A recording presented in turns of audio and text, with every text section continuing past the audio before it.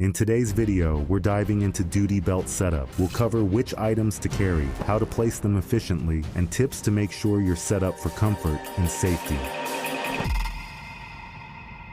Let's start with a quick look at the essentials. Each item on your belt has a purpose and a place. Starting with the basics, the inner belt anchors your duty belt, helping keep it in place for rapid movement.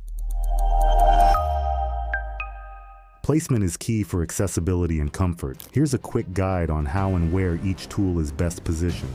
Your holster is likely the first item to position. It typically goes on your dominant side for easy access. Handcuffs are often placed on the non-dominant side for easy reach, especially if you need quick access with your free hand.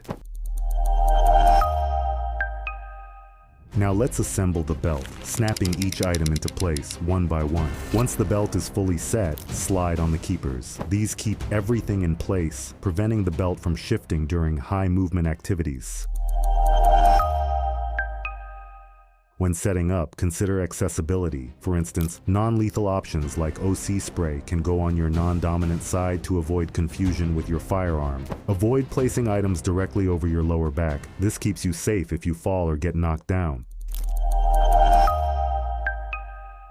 Different roles may require slightly different setups. Unarmed officers might skip certain items, while armed officers might carry more.